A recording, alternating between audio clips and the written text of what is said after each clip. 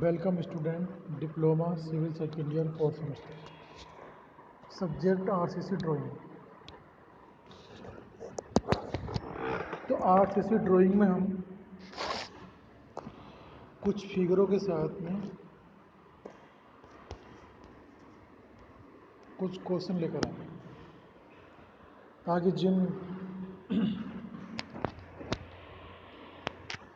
कुछ क्वेश्चन लेकर आए ताकि फिगर को भी आप समझ सकें कि जो हम लगातार नाम ले रहे हैं आखिर ये किस शेप में हमारी फिगर होगी।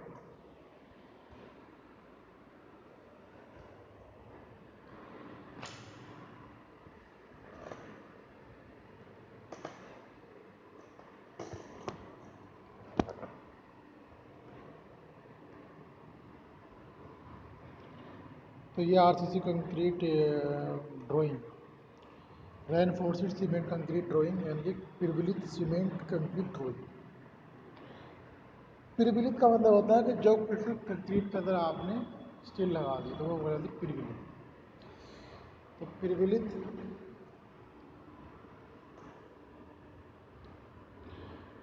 Cement concrete drawing, reinforced cement concrete drawing.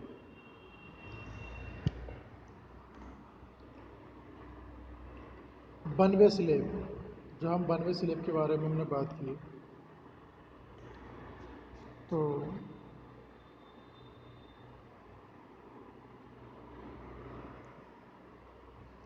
उससे कुछ क्वेश्चन हैं। तो ये हमारा बनवे स्लेब है कि मैंने एक फिगर ले रखी है। स्लेब कंस्ट्रक्शन, जब हम कोई स्लेब डालते हैं, स्लेब मीन्स जिनको लिंटर डालते हैं तो बहुत ज़्यादा इसके अंदर स्टील बार लगा रखी है। देखो तो कुछ इस तरीके से हमारे पास स्टील है लीवर के मोस्टली यूँ, और कुछ स्टील हमारी इस तरीके से। इसी के साथ में हमारा ये कॉलम खड़ा हुआ है, ये कॉलम खड़ा है, ये कॉलम खड़ा है, ये कॉलम खड़ा है। जब हम स्लेब डालते हैं तो हमारी कुछ मेन एक होती है हमारी हॉरिजॉन्टल, एक होती है वर्टिकल। मेन बार और लॉन्जिट्यूडिनल बार। तो जब कोई स्लेब डालते हैं तो यहाँ पे स्टील बारों का एक जाल बिछाया जाता है और उस जाल को हम किसी डूले पर फॉर्म वर्क पर रोकते हैं ताकि ये जाल हमारा टिका रहे।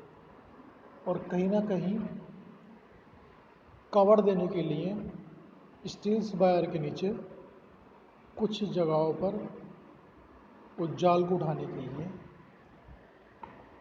रोड़ी वगैरह लगानी पड़ती है ताकि हमारा जाल ऊपर की तरफ उठा रहे। जैसे ये हमारे पास कोई जाल है तो इसको उठाने के लिए कुछ नीचे हम सपोर्ट लगा देंगे ताकि जाल उठ जाए। तो ये बनवे यानी कि स्लेब कंस्ट्रक्शन दिखा रखा है, स्लेब कंस्ट्रक्शन है। फिर अब इसके अंदर क्या करेंगे, जितनी भी हमारी जाल है सपोज इन्होंने इस तरीके से ले रखी है बहुत सारी छड़, फिर उन्हें इस तरीके से ले रखी है। तो क्या करेंगे हम, पहले इन छड़ों को किसी के ज़रिए बांधेंगे, किसी तार के ज़रिए, ताकि आपस में इसी तरीके से बॉन्डिंग बना सकें।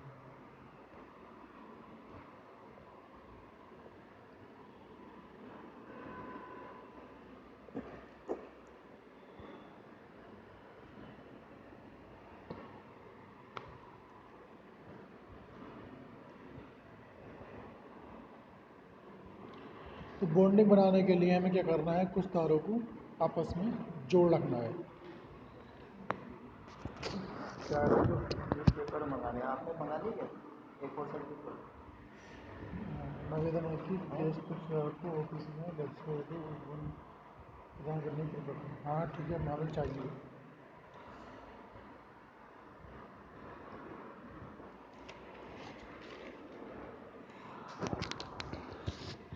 तो हमें यहाँ पे क्या है कि बहुत सारा मेज़ में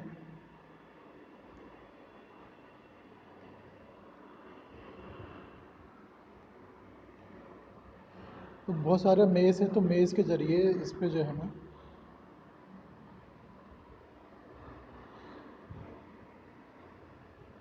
जो स्टील वायर है उसकी हमें बॉन्डिंग करनी होती है ताकि हमारी बॉन्डिंग सही तरीके से हो जाए। और फिर इसके बाद हम इसके अंदर कंक्रीट डालते हैं। तो आखिरकार हमारा जो मेन मकसद होता है 1 वे स्लेब 2 वे स्लेब का, तो हमें तो सिर्फ ड्राइंग बनानी है, बट इसका मेन पर्पज़ होता है सिर्फ यही होता है कि हमें सही तरीके से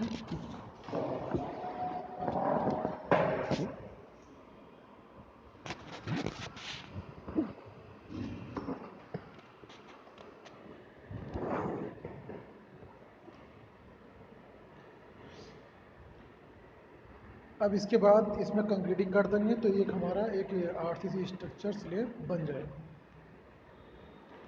इसी तरीके से फ्लैट स्लेब,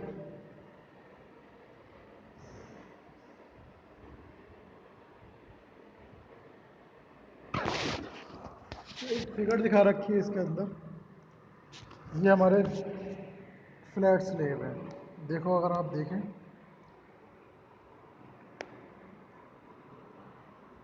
तो यहाँ इस तरीके से फ्लैट स्लेब है। तो बहुत सारा यहाँ पे भी हमारा स्लेब बना रखा है, ये भी स्लेब है, ये भी slab.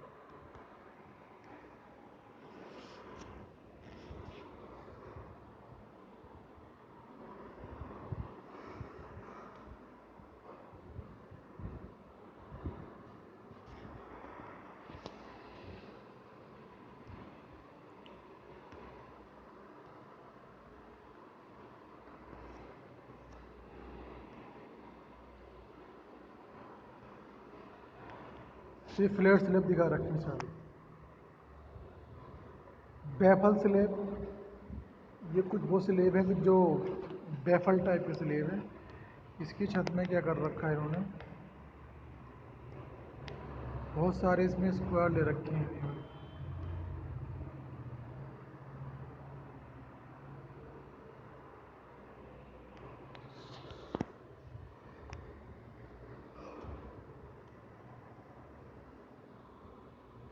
Reinforcement in 1 way slab,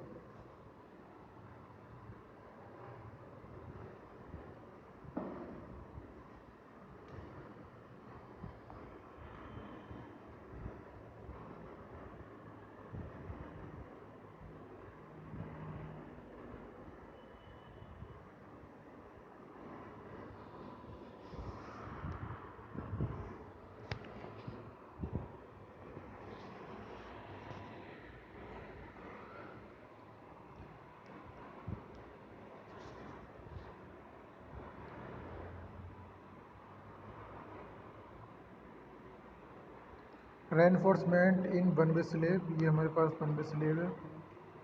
तो the main C distribution steels wall of B,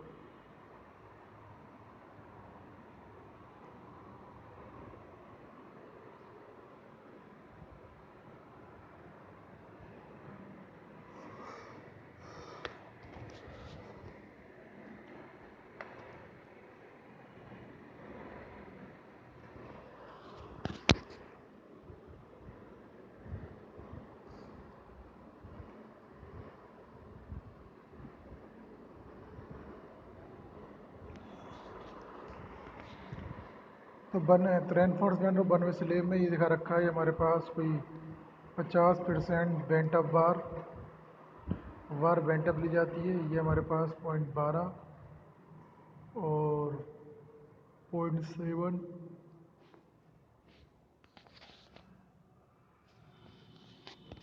ये हमारे पास बॉल ऑफ बीम है।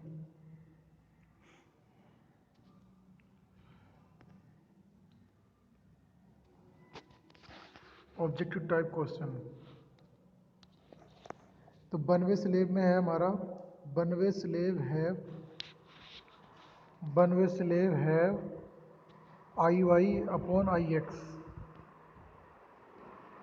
I Y upon I X बड़ा है 2 से। Question number 2, in 1 way slab bending takes place in shorter direction. 1 way slab जो है सोटा डायरेक्शन के लिए डिजाइन किया जाता है। Question number 3, if I Y I X से बड़ा है 2, then the slab is the called is 2 way slab. अगर आई बाई आई एक्स बड़ा है 2 से तो 1 वे स्लेव, और अगर 2 बड़ा है या बराबर है तो हमारा कहलाएगा 2 वे स्लेव। सिंपल सी बात है। अब आई बाई अपॉन आई एक्स से बड़ा है या बराबर है 2 तो कहलाएगा 2 way slab. Question number 4, 2 way slab are more economical than 1 way slab. तो 2 वे स्लेव जो होता है वो हमारा इकोनॉमिकल होता है 1 way slab. Question number 5, in 1 way slab main steel is provide along shorter span. 1 way slab छोटे span के लिए डिजाइन किया जाता है। छोटा स्पान समझते हैं? स्पान का मतलब होता है कि अगर यहाँ हमारी कुछ सपोर्ट है तो ये हमारी दूरी क्या कहलाती है? स्पान कहलाती है। तो स्पान हमारा कम होना चाहिए।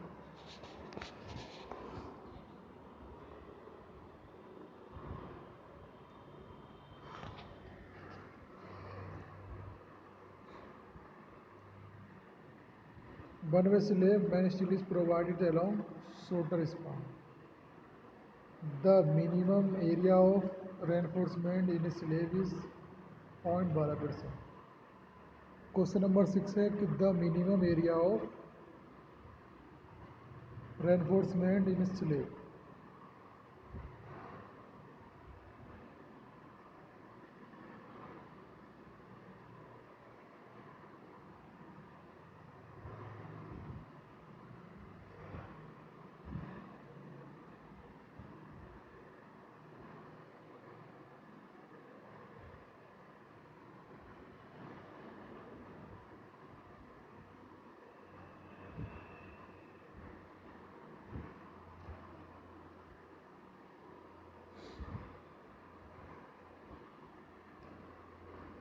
The minimum area of reinforcement in a slab 0.12% of X sectional area of FE 415 steel। The maximum diameter of a reinforcement bar in a slab is not more than 1/8 of the thickness of slab।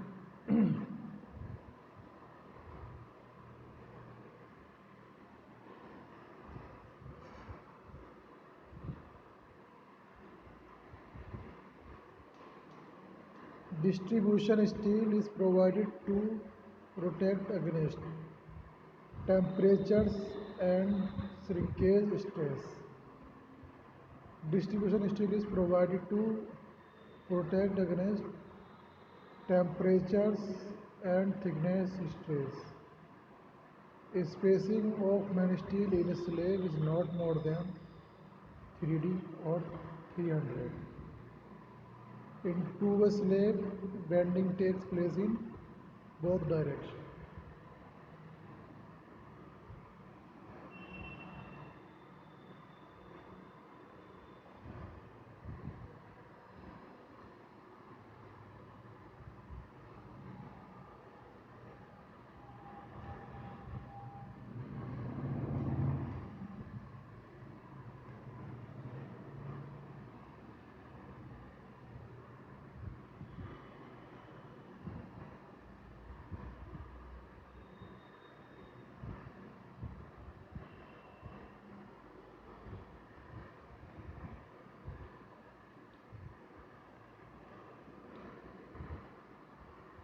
True and false में जो मैंने right कर रखा है वो true है और बाकी false.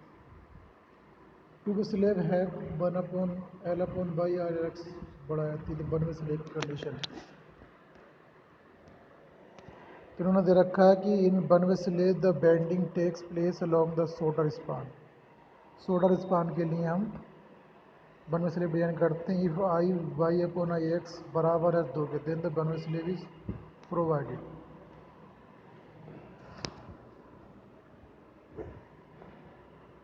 Shear reinforcement is not provided in the slab। Shear reinforcement is not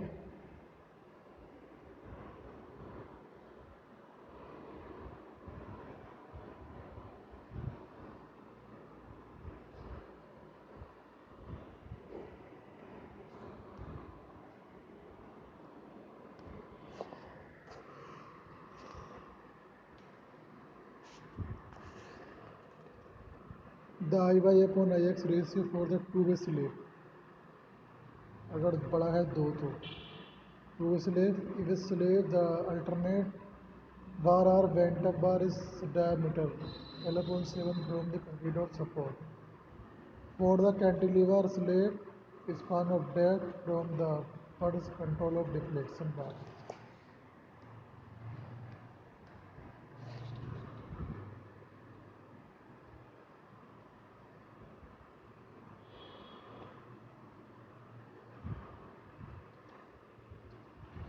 The center to center distance of main bar in slab shall not exist. Connect the center to center distance of main bar in slab shall not exist 300 mm. 300 mm. The center to center distance of distribution bar in slab shall not exist 450 mm. तो fill in the blanks, ये मैंने नहीं बताया आपको, सिर्फ ये objective पता है। अब आता है to way slab. To way slab में हमें क्या करना है?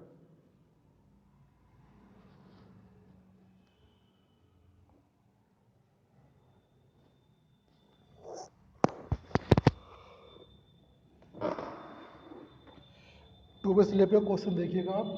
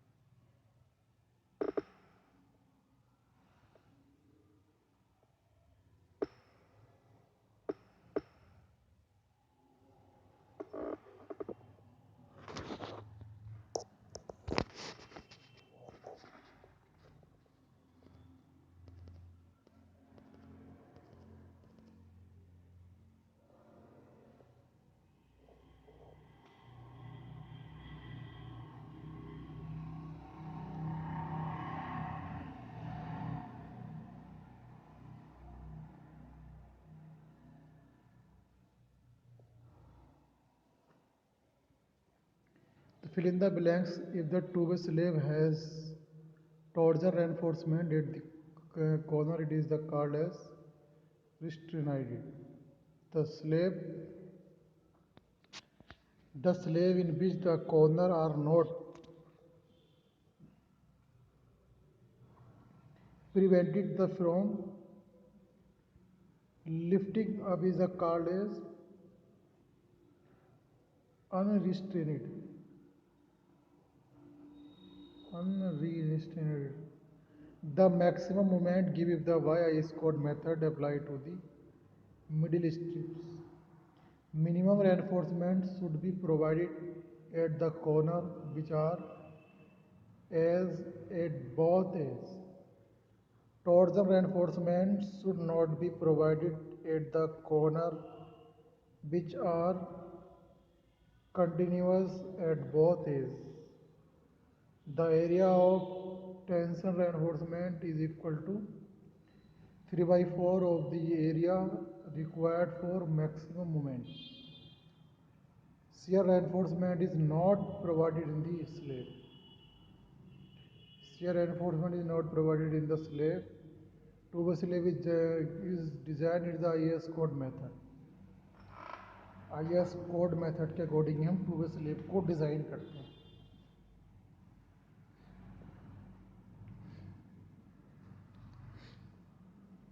If I by upon I X बड़ा है 2 तो the slab is design as 2 way slab. If the two-way slab, the middle strip is 1/4 of width.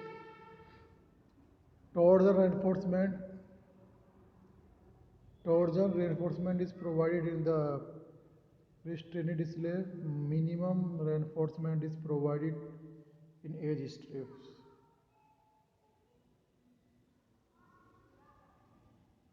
तो इसमें जो मैंने राइट कर रखा है ये ट्रू है, बाकी सारे फॉल्स. तो ट्रू वाले में क्या है, I by upon I X greater less than 2, slave is designed as 2-way slave.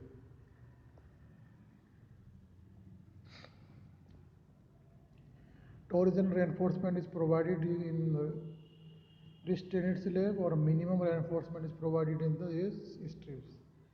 The multiple choice question: to prevent cracking of the edge, the corner should be provided with torsion reinforcement. If I by ix बड़ा है 2 से है तो the slave is 1-way slave. तो शायद ये आपको याद हो गया हो ढंग से कि मैं कई बार इसको रिवाइज कर रहा हूँ कि आई बाई अपॉन आई एक्स बड़ा है 2 से तो 1-way slave, और ये बड़ा है तो 2-way slave.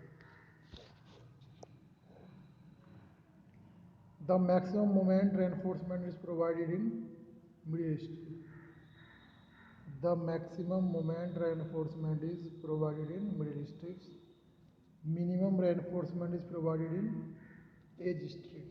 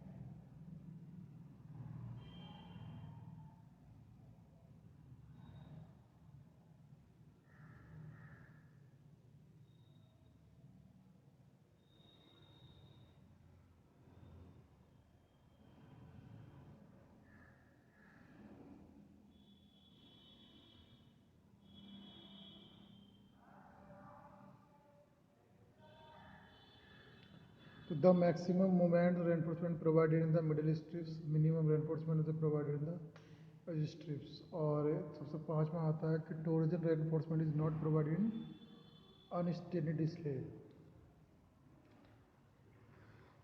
अब बात करते हैं हम कॉलम की.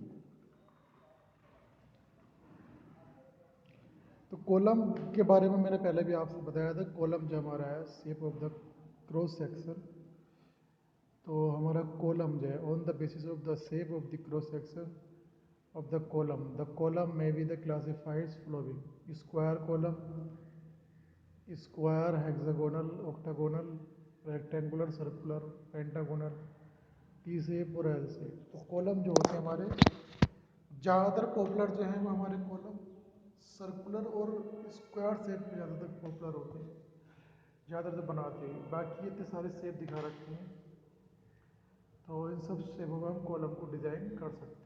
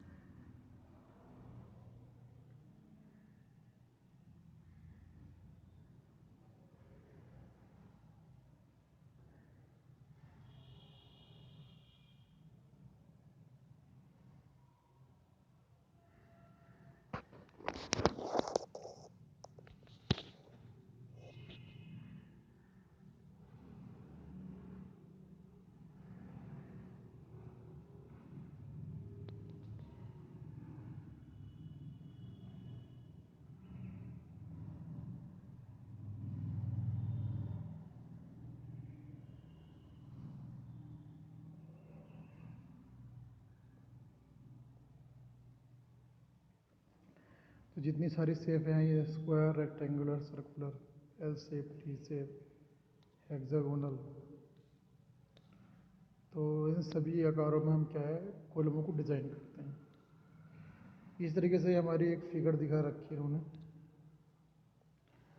छत्रपति शिवाजी इंटरनेशनल एयरपोर्ट मुंबई, जो ये कॉलमों पर टिका हुआ है। तो ये बहुत सारी फिगरें ऐसी हैं कि जो आप देख सकते हैं, हालांकि फिगर इतनी अच्छी नहीं आई है। यहाँ देखिएगा आप कि छत्रपति शिवाजी इंटरनेशनल एयरपोर्ट मुंबई, और ये देखा है massive column support long span हो। तो कितना अच्छा इन्होंने ये मेसिव कॉलम बनाया है, इन्होंने मेसिव कॉलम। तो ये किस तरीके से इन्होंने इसको दिखाया कि ये इस तरीके चला है यूँ करके, और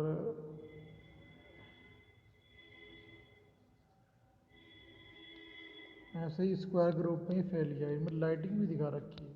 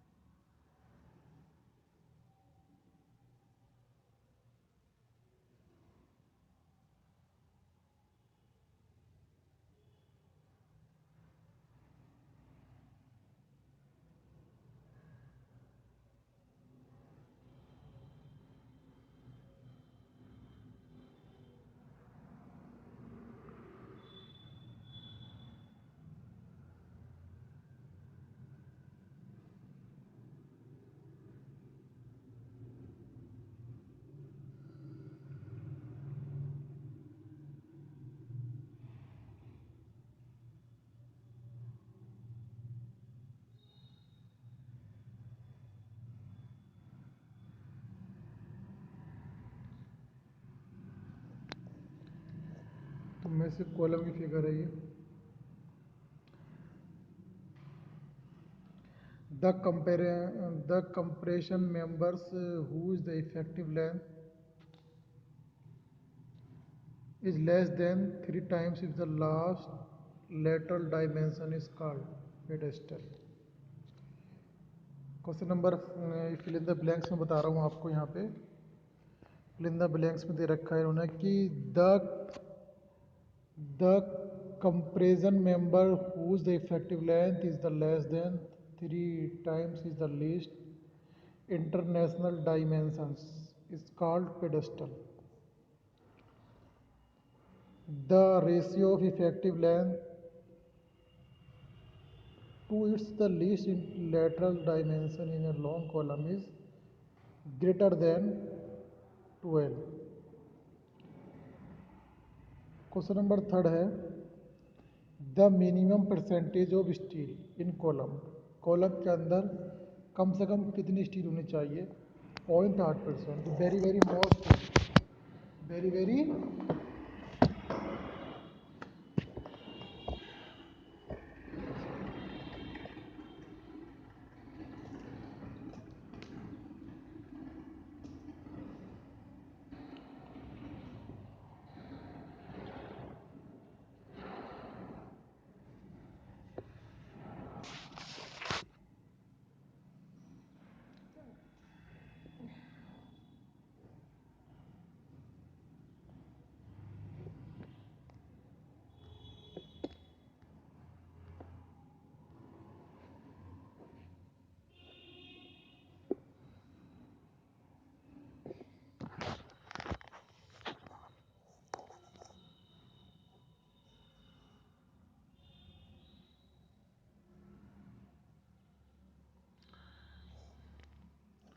तो the minimum percentage of steel in a column is 0.8%।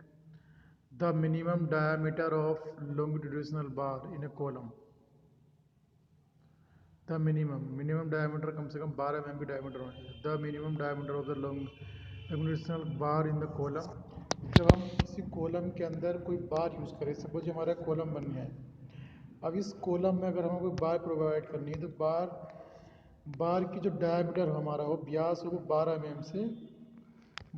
mm से कम का नहीं होना चाहिए। 12 mm से कम का नहीं होना, 12 mm से कम का नहीं होना चाहिए। तो इन्होंने इस क्वेश्चन में यही बोला है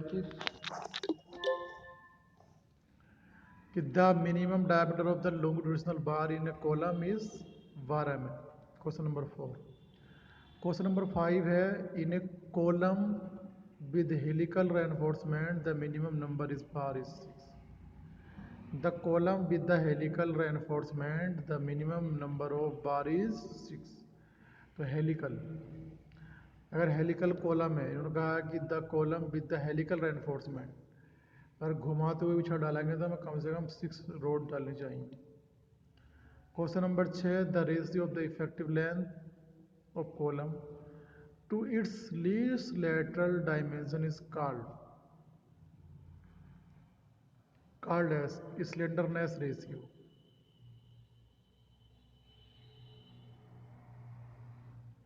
The ratio of effective length of column is to its the least lateral dimension is called as slenderness ratio। Long column fail by buckling। Long column अगर हमारा है तो वो बकलिंग के कारण फेल हो सकता है। तो लॉन्ग कॉलम जो फेल हो जाता है वो बकलिंग के कारण होता है। The effective length of A column depends upon the types of end support। The effective length of a column, the effective length of a column depends upon the types of end support। The failure of the short column is by cruising stem।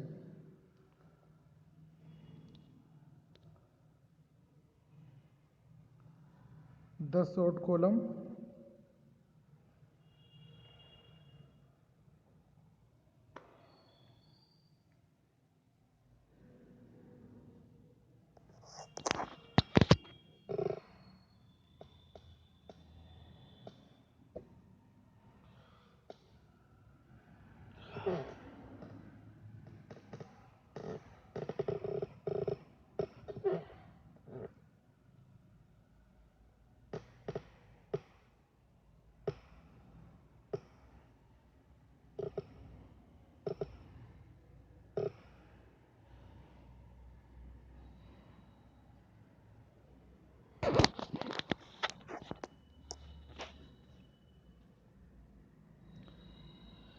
the short column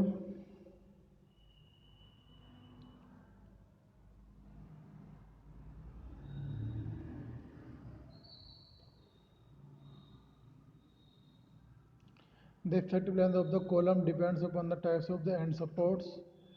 The failure of the short column is by the cruising। The nominal cover of column is 40। Column के लिए जो nominal cover लेते हैं वो 40 mm और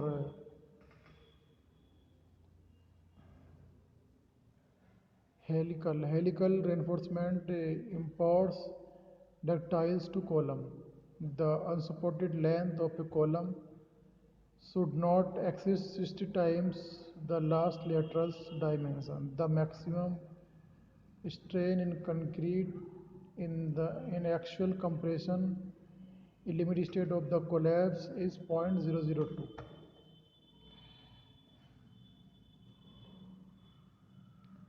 For designing the short axially loaded column by limit state method, the minimum eccentricity should not exceed 0.050।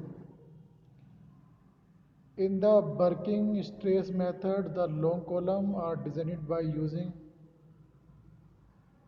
reduced value of permissible stress।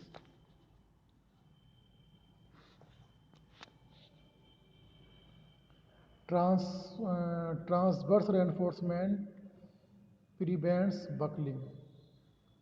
The diameter of ties in a column should not be less than 6 mm। The effective length of a column with the restraint and the support is 0.65। Coefficient of reduction factor depends upon the slenderness ratio। MCQ, the minimum percentage of longitudinal steel in a column। तो minimum percentage of long duration steel in a column के अंदर हमें steel कितना use करना चाहिए 0.8%. The maximum percentage of the long duration steel in a column the maximum percentage of long duration steel in a column 6%.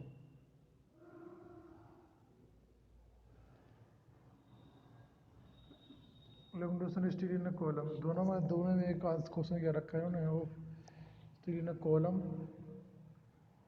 बार होना चाहिए steel column बार 6% अलग दे रखा है। अच्छा मैक्सिमम बोला है उन्होंने ठीक है क्वेश्चन नंबर 1 में कहा कि the minimum percentage of the long duration steel in the column तो मिनिमम 0.8% से कम नहीं होना चाहिए 0.8% से the maximum percentage of long duration steel in the column 6% से ज़्यादा नहीं होना चाहिए। आप कह रहे हैं कि the minimum diameter of the long duration bar in the column 12 mm तो जो कॉलम के अंदर हम बार यूज़ करते हैं 12 mm से कम तो नहीं होना चाहिए।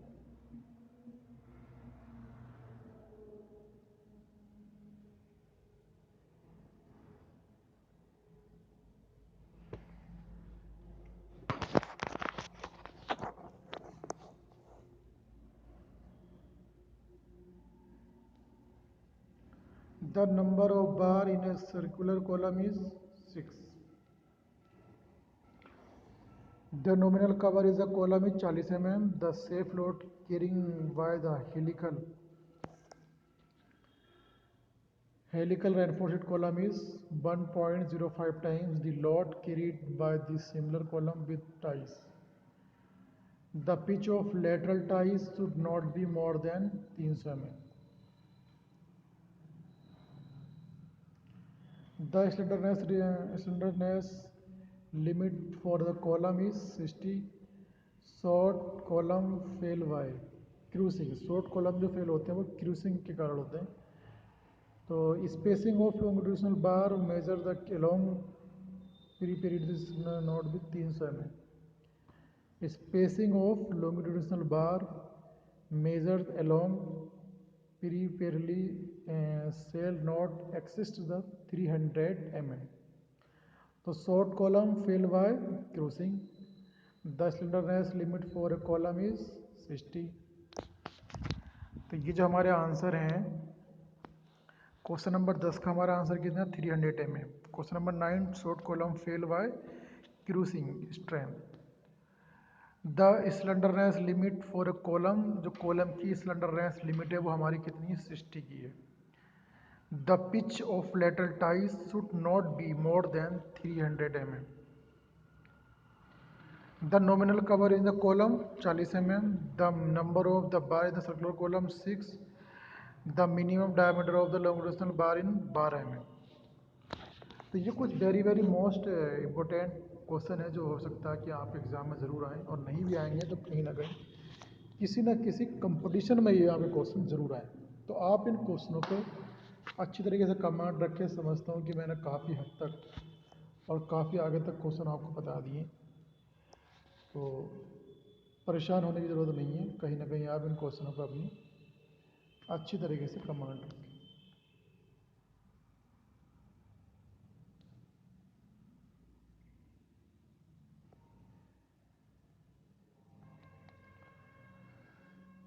तो इस लेक्चर में इतना ही, बाकी हम नेक्स्ट लेक्चर में कुछ नए टॉपिक के साथ फिर कुछ बताएंगे। Thank you class.